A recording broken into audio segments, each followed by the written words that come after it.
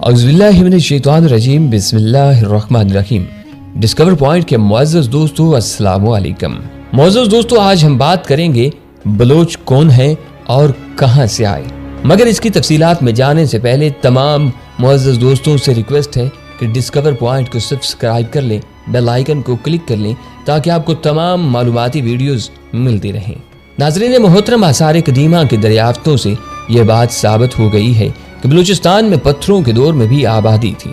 महरगढ़ के इलाका में 7000 साल कबल मसीह के ज़माना की आबादी के निशानात मिले हैं। सिकंदर आज़म की फतह से कबल बलूचिस्तान के इलाका पर ईरान की सल्तनत की हुक्मरानी थी और कदीम दस्तावेज़ात के मुताबिक ये इलाका माका कहलाता था। 325 साल कबल मसीह में सिकंदर आज़म जब संधू की मुहिम के बाद इराक में बाबल पर हमला करने जा रहा था तो यही मकरान के रेगिस्तान से गुजरा था। इस जमाना में यहाँ बरावी आबाद थे जिनका ताल्लुक हिंदुस्तान के कदीम तरीन बाशिंदों दरावड़ों से था। बलोच कौन है और ये कहां से आए, इसके बारे में मुख्तलिफ आरा है। बहाज़ मुहक्किक कहते हैं बलोच आर्याई नस्ल से हैं जो अलबर्ज के शमाली इलाकों में रहते थे। कुछ तारीख दानों का कहना है कि शाम के इलाका हल्ब से नकल मकानी करके बलूचिस्तान आकर बसे थे और इनका ताल्लुक दरअसल इसराइल के 10 गुमशुदा कबाइल से है। बाज रिसर्च स्कॉलर्स की राय है कि बलोच कैस्पियन के इलाका से ईरान मुंतकिल हुए थे। फरदोसी के शाहनामा में बलूचों का नुमाया जिक्र मिलता है और साइरस के जमाना में बलूचों का ईरान के इलाका करमान और सिस्तान में जबरदस्त असर था। बलूची जुबान का ताल्लुक इंडो यूरोपियन जुबान से है और इस पर फारसी की गहरी छाप मिलती है। इसलिए इस राय में वजन है कि बलूच ईरान के रास्ता कैस्पियन से बलूचिस्तान आए थे। बलोच लफ्ज के बारे में भी मुख्तलिफ आरा है। मुमताज तारीखदान हर्जफील्ड की राय है कि यह लफ्ज मदीन के इलाका का लफ्ज है जो बरजा वाग से निकला है जिसके मानी है बुलंद चीख। बाज तारीख दानों का कहना है कि बलोच लफ्ज बाबल के मशहूर बादशाह बेलूस से मुनासबत रखता है। चंद तारीख दानों का तो ये कहना है कि लफ्ज बलोच संस्कृत के 2 अल्फाज से मिलकर बनाया गया है, बल यानी ताकत और अच यानी बुलंद, दूसरे मानों में आला ताकतवर। बलूचिस्तान में बलोचों की पहली ममलिकत सन 1487 में मीर चाकर ने बराहवियों को शिकस्त देकर कायम की थी।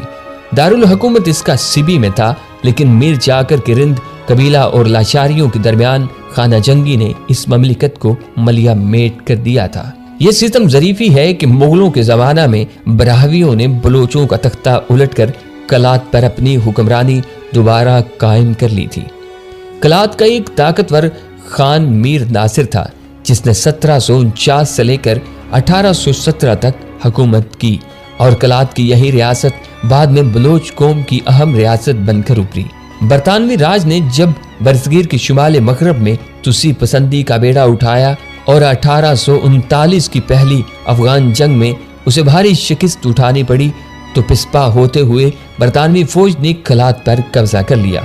आखिरकार 1874 में कोयटा के फौजी अहमियत के इलाका का पट्टा हासिल करके अंग्रेजों ने कलात को आज़ाद रियासत तस्लीम कर लिया और यही सूरत हाल क़याम पाकिस्तान तक थी।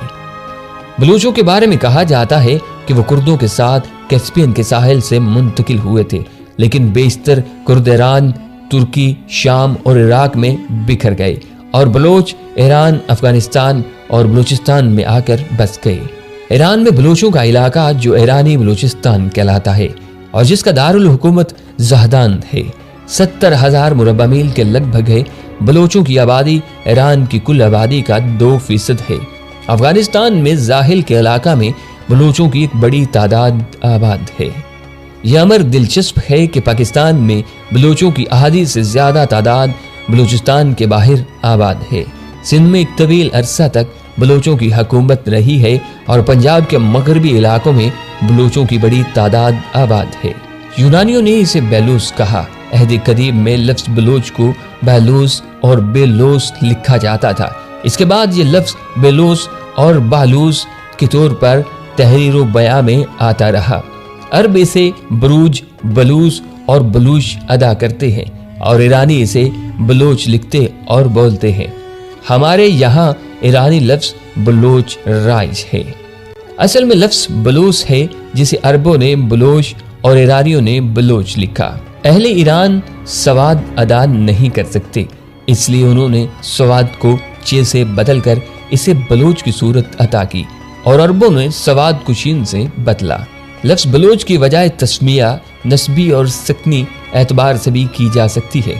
نسبی اعتبار سے بلوچ نمرود کا لقب ہے۔